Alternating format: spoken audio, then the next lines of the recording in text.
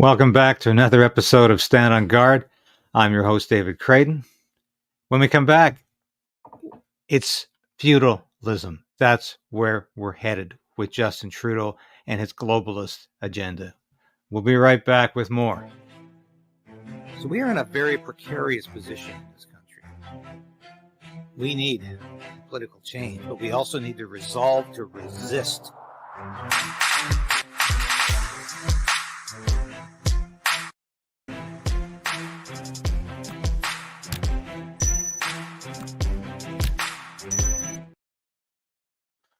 Yes, please like the station. I know so many of you have recently, and the subscription has gone straight up for over 28,000, headed towards 30. Thank you so much for your support.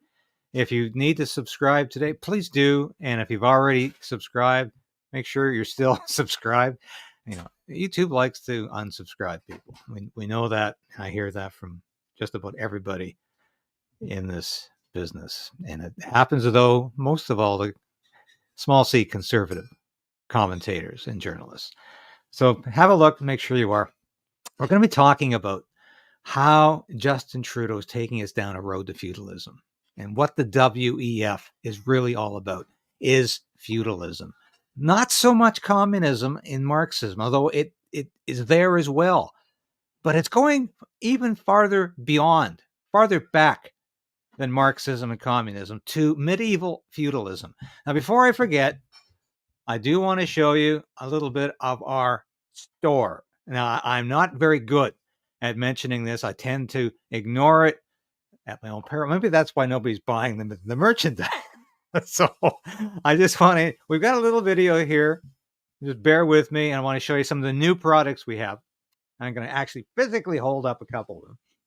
But we have some slides as well. But here's the video to explain where we're going with this. And I promise I'll be right back on track after this. The alternative is really cold and cruel and small.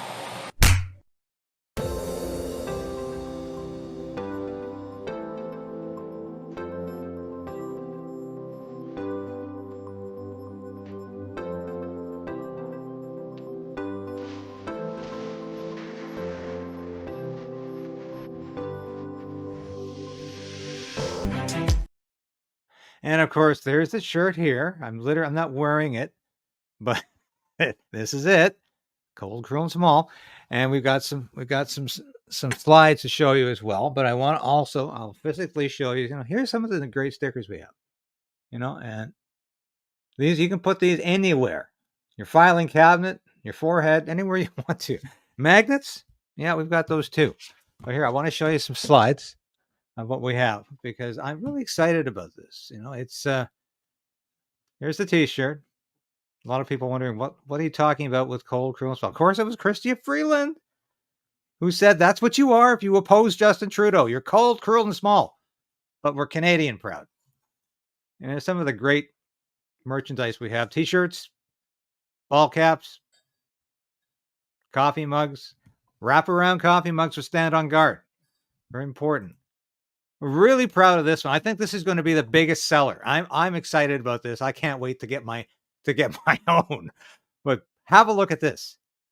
This is the preamble to the Canadian Bill of Rights introduced under the John Diefenbaker government. And it's 1962, yeah, when this was introduced, near the end of Dief's tenure as prime minister. But so many people in the Freedom Convoy quoted the Bill of Rights. Yes, I'm not negating or in any way dismissing the Charter of Rights. It's important we have a Charter of Rights entrenched in a constitution so we can say we have the right to free speech in this country. The Charter of Rights says so. Great Britain doesn't have a Charter of Rights, and that's why the UK is embroiled right now in a censorship saga. Unprecedented in that country. It's never been this bad.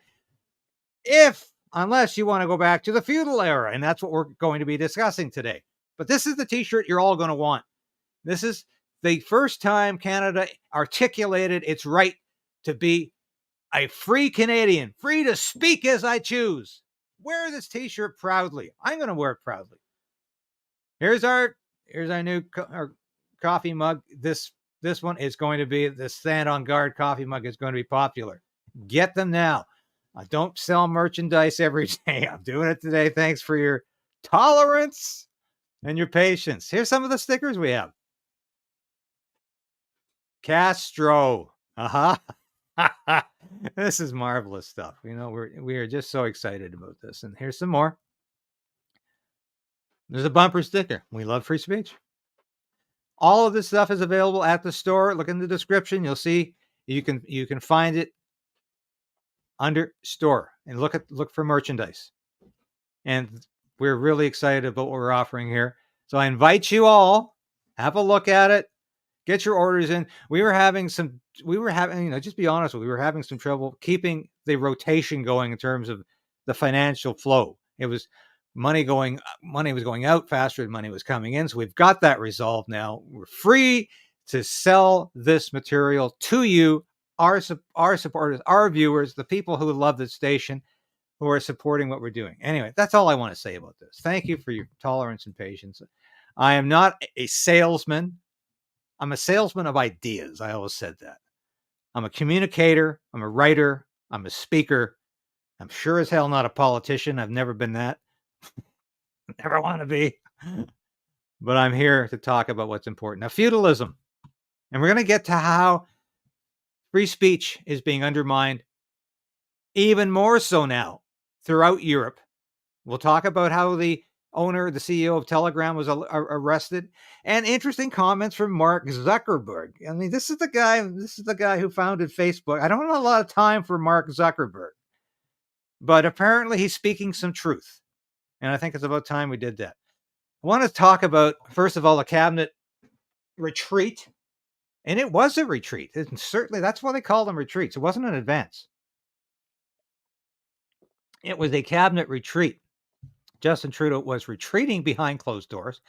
And it says, behind closed doors. You remember the song? Justin Trudeau ponders the road ahead. As one of his former advisors says, the PM faces a massive challenge. Well, is the Pope Catholic? Yes, he's facing a massive challenge. And of course, I love how Tondra McCharles of the Toronto Star, who actually asked some very good questions at the cabinet retreat, she uses Justin Trudeau's language here. Challenge. Everything that Justin Trudeau challenge. And he loves that word because it's a weasel word that really extricates himself from making any commitment. Yeah, I'm facing a challenge today. I can't get out of bed. Well, if that's the case, that's more than a challenge. That's an incapacity. What Justin Trudeau should be talking about, how he has been incapacitated. He is not a leader. He has shown no leadership on all of the major issues. And what did we get out of this cabinet retreat?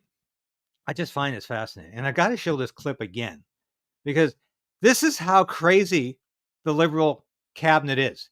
Like, they will stand up there and say, we believe in Justin Trudeau. We think he's going to take us into the next election in October 2025, if there is a next election. If we have an election in 2025, if we don't have another emergency decree via the Emergencies Act because of some social unrest, or because there's another pandemic, can you say bird flu or monkeypox? We could have that. And if that happens, watch that next election get postponed. It's all in timing. This is why Justin Trudeau knows he's got over a year, and he's planning on how he's going to avoid going to the voters. That's all this is about. And it's about a housing program that I want to talk about very, very briefly here. But it's absolutely insane. And I'll get to the craziness in the cabinet. I got to show this clip again because I can't believe this. This is a guy who is on the hot seat every day for conflict of interest, for completely ignoring any ethical and, I would say, even legal responsibility as the Minister of Employment. This is a guy who clearly was involved in his business as a cabinet minister. The evidence is overwhelming. But what does Randy Boissonnault, Liberal MP for Edmonton Centre. What does he want to talk about at the cabinet retreat? How he's been the victim of some kind of hateful attack, which he doesn't even define. And I know I played this yesterday, but for those of you who missed it, you've got to see this. I've been reflecting on the summer on personal attacks in politics. I don't know if you know that there was a very nasty car parked outside of my house for over 6 weeks that was affiliated with, it was definitely conservatives. They would switch their cars every 3-4 days to comply with bylaws, hateful slogans on the car. The police did their job. That car's no longer there, but we've got rising rhetoric in this country that is putting at risk good people being in politics, and we're in full recruitment mode. I want to see excellent people of all genders, of all races and backgrounds in politics. And I think we all have a responsibility to make sure that we're letting people know that this is a noble profession, that we're here in the service of Canadians. And I want to make sure that hopeful, optimistic sentiment of Canadians continues, because Canadians are hopeful people. And look, I got to say it because I've been watching this summer, and Shawn's a good-looking. Okay, we don't need to hear him talking about Shawn's a good-looking guy.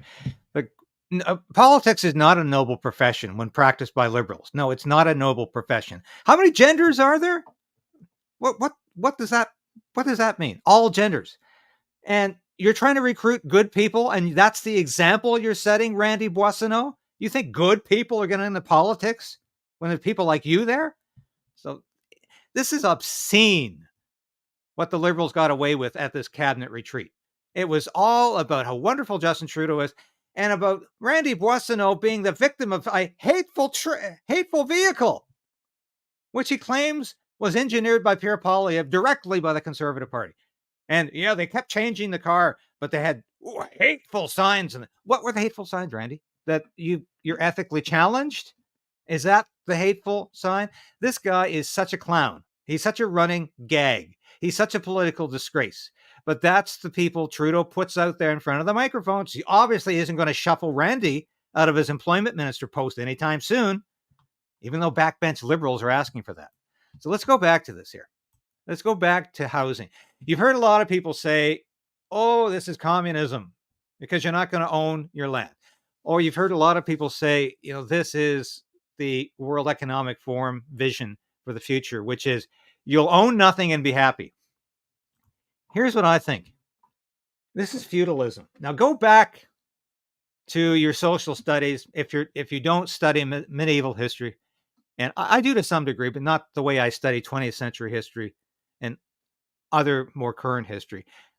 But if you study medieval history, what was the political system that dominated Europe at that time? It was called feudalism. And that's when you didn't own the land you farmed. You were a tenant farmer. And the nobles owned the land, and the serfs worked the land. And you never had any hope of ever owning that parcel of land. You just hoped you raised enough crops to make enough money to pay the rent. But you never owned that land. And neither will you in Trudeau's new policy of leasing government land to developers so you can have a so-called affordable home on leased land from the government. Now think about this. I encourage you to think about what this really means. You're never going to own that piece of land, but the developers will. The elites will own that land. This is what the WEF is all about. It's about the elites reassuming their lordship over you. They own it. It won't be so much the state.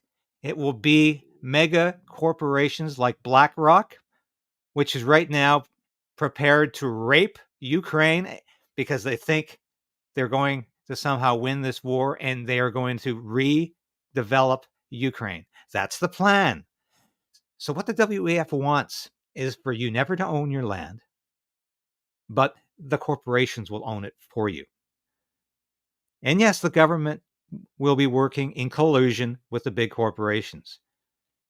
And it's this kind of mentality that pushed Robert F. Kennedy Jr. away from the Democratic Party to say it's corrupt. This is wrong. This is all about Big money, whether it's government money or whether it's mega corporation money, controlling you. It's not free enterprise. It's not capitalism. It's fascism. And it's feudalism. This is the society that dominated Europe and kept people under the thumb of authority for hundreds and hundreds of years. And this is what Justin Trudeau wants to reintroduce to the world, and to introduce to Canada. We never had real feudalism. Quebec, New France had the seigneur system, which was based on European feudalism. English Canada never had feudalism. Trudeau wants to start it now. And that's what's really happening with Trudeau's housing plan. It's a plan to keep you enslaved. And do you think for a minute these people will ever own their own homes? Do you think the home ownership is even a possibility here? Or will that be part of the package deal? You'll lease your home as well. They haven't said that yet. That's the unsaid part of Trudeau's housing policy. You won't own your home either. You're going to lease it from the developer who builds it. That's what they're not telling you. Now, I want to move on to censorship. What's happening with censorship? This week, the CEO of Telegram was flown to Europe, flown to France, where he was supposed to have a meeting with French president, another basket case clown leader, Emmanuel Macron. And as soon as he met with Macron, he was immediately packed off to jail because France wants to clamp down on free speech just as much as Justin Trudeau. Macron, Herr Keir Starmer, the British dictator. I will not call him sir. He's about that flabby, indolent union leader is about as much as a sir as any of the other people that they have knighted for no reason other than celebrity. Let's listen to Mark Zuckerberg. I'm not a huge fan of Mark Zuckerberg, but it's like he's having an epiphany. It's like he's realizing, yeah, I've been part of all of this thought control, mind control, press control, censorship. Let's listen to this very fascinating segment. Chief Mark Zuckerberg admitting he bowed to pressure from the Biden administration to censor content. The Facebook founder issuing a letter to the House Judiciary Committee that said senior administration officials pushed the social media platform to censor posts about COVID-19 and expressed a lot of frustration when the company resisted. Zuckerberg saying, I believe the government pressure was wrong, and I regret that we were not more outspoken about it. Adding, I feel strongly that we should not compromise our content standards due to pressure from any administration in either direction, and we're ready to push back if something like this happens again. President Biden was asked about misinformation online in the summer of 2021. On COVID misinformation, what's your message to platforms like Facebook? They're killing people. I mean, look, the only pandemic we have is among the unvaccinated. Of course, need I comment on that? Total falsehood. Total falsehood. We know, the vaccine was safe and effective, but it didn't really prevent you from getting it, did it? And they're killing people. Biden later walked back the comment, insisting he wasn't attacking Facebook. Overnight, the White House responded to Zuckerberg's letter. Our position has been clear and consistent. We believe tech companies and other private actors should take into account the effects their actions have on the American people while making independent choices about the information they present. Zuckerberg going on to express regret for demoting content related to corruption allegations against Hunter Biden ahead of the 2020 election, alleging the FBI warned information circulating online was a Russian disinformation operation. It's since been made clear that the reporting was not Russian disinformation, and in retrospect, we shouldn't have demoted the story. Zuckerberg went on to say the company has changed its policies and processes to make sure it doesn't happen again. House Judiciary Committee Chairman Jim Jordan celebrating the letter, calling it a big win for free speech.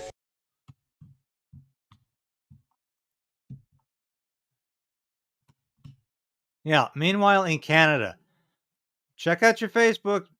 This was in another one of Justin Trudeau's insane censorship ideas, internet censorship. And this is how stupid Justin Trudeau is. He didn't realize that if you're working for the media and you put your article on Facebook, you get 1 million more clicks than you ever will otherwise, and you make money off of that. Now, when I was working for the Daily Caller for 5 years, I used to just beg the Daily Caller to put my stories on Facebook, because when they did so, my numbers quadrupled, sometimes even sometimes by 10, multiplied by 10, and that meant more money for the story. The story was earning more money because that's how I was paid at the Daily Caller. So that was all about, that was good for journalists. Now they don't have that option. Now it's all about not getting more revenue from social media. They want to extort, the government wants to extort money from social media and then give it to their favored media who don't deserve it, who don't earn it. So the government extorts money from Meta, Facebook, and other companies and gives it back to the CBC, Global News, other television and media outlets that are favorable to the Trudeau government. And you know the Trudeau government is subsidizing media in Canada. And this is part of how they do it. They subsidize the media in this country through direct taxpayer-funded grants and tax breaks, but also now through social media extortion. Do you think I'm going to get any money from Facebook? Do you think the Post Millennial is going to get any money from Facebook? Do you think Rebel News is going to get any money from Facebook via the government? No, they're not a favored media outlet. They're not on the list. They won't get it. We won't get it. But Trudeau's favorite media outlets will. So this is what's happening.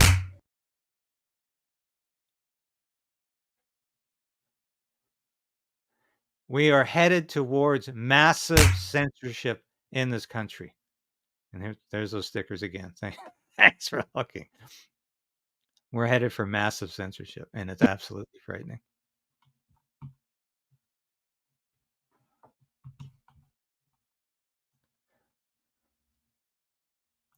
This is what Trudeau thinks free speech is. Let's listen to this. The Right Honourable Prime Minister, Mr. Speaker, at a time of misinformation and disinformation and the transformation of our media and digital era, we need CBC Radio Canada to be strong, to protect our culture, to protect our democracy, and to tell our stories from one end of the country to another. Will always be transformation of our media and digital era. We need CBC Radio Canada to be strong, to protect our culture, to protect our democracy, and to Now, can you tell me how CBC has ever protected our democracy? How are they protecting our democracy by taking money from the federal government? Tell our stories from one end of the country to another. We'll always be here to defend CBC Radio Canada, and we are going to seek to make necessary investments so this can continue to fulfill their mandate to inform and to strengthen democracy here in Canada. The Honourable Member for Drummond. Perfect. The Bloc will support the Prime Minister if he offers assistance to Radio Canada, but which must be conditional on keeping jobs. But Radio Canada is the only one crying foul. All electronic news media are demanding the same support like our newspapers. We've seen huge job cuts at Bell and TVA. Weekly publications are losing their distribution channels, not to mention the news blackout at Meta. Will the Prime Minister give all news media the same consideration he's given to CBC Radio Canada? The Right Honourable Prime Minister. Mr. Speaker, supporting journalists and local media is very important for this government, particularly at this time that is challenging. This is why we put forth C-18, which will help our journalists at all levels to continue operating. We'll be here to support free and independent press that is professional. We know there's a lot of work to be done still at this time of uncertainty, and we will be here to work with all parties who want to protect journalism, unlike the Conservatives. So there he goes. It's about democracy is somehow about subsidizing the media so they give you the message you want to hear. That is free speech to Justin Trudeau. And that is absurd. But that is how he thinks. Now we're running out of time here. I want to quickly lay this one at your feet. I don't know what you're going to think about this. But yesterday in U.S. politics, I know everybody doesn't follow U.S. politics like I do, but I think this is very significant, what happened yesterday. Kamala Harris says she now agrees with the wall that President Donald Trump began building that was unfinished by the time he left the presidency. Now Kamala Harris says she agrees with it. She once called it a medieval vanity device. And she once said, no way. But here's my question for you. And I really want you viewers out there to think about this. And please bear with me for a minute here. And I've just written a column for Human Events about this morning. Does Kamala Harris want to build the wall to keep illegal aliens out of America? Or does she want to build the wall to keep Americans in when her totalitarian program set in? Does she want to prohibit Americans from getting out of the country more than she wants illegals to get in? She's done nothing to stop illegal immigration over the last 4 years. She's done nothing as borders are. The Biden administration has let anywhere from 25 to 60 million or 25 to 45 million illegal immigrants into the United States. Is this a symbol? Is the wall a symbol, like the Berlin Wall was a symbol of Soviet communism, that you can't get out, you can't leave? The Berlin Wall was never about keeping so-called Western spies or saboteurs out of East Germany or East Berlin or the communist bloc. It was about keeping people enslaved, and about not letting them go to the freedom of West Berlin, West Germany, Europe, the Western world at that time, which was a hell of a lot freer then than it is now. Europe is becoming a serfdom, a continent of serfdom. It wasn't then. But is that what Kamala Harris is saying when she supports the wall? Is that the message she's sending out? I invite your comments on this because I'm the only one so far. This thought occurred to me last night. I wrote that story I just showed you about Kamala Harris now supporting the wall. And I thought, is this like the Berlin Wall to Kamala Harris? To Donald Trump, it's a big, beautiful wall, as he keeps calling it, to keep illegals out so that they don't have an open border. To Kamala Harris, I think she's looking at it completely the reverse. It's a wall to prohibit people from leaving. And even if it literally doesn't serve that function, symbolically it means you're trapped in the system. You're trapped in government intervention. You're trapped in COVID lockdowns or pandemic lockdowns. You're trapped in a system that constantly wants to censor you and take away your freedoms. That, to me, is what Kamala Harris is saying with her wall. That's why she's supporting it. And you heard it here first. Thank you for your comments. I'm just having a look here. Bang on, Krayden's right with David Krayden. Thank you. Thank you so much. We're gonna put that one up. Donna Langfoy. Bang on, Krayden's right with David Krayden. Well, thank you.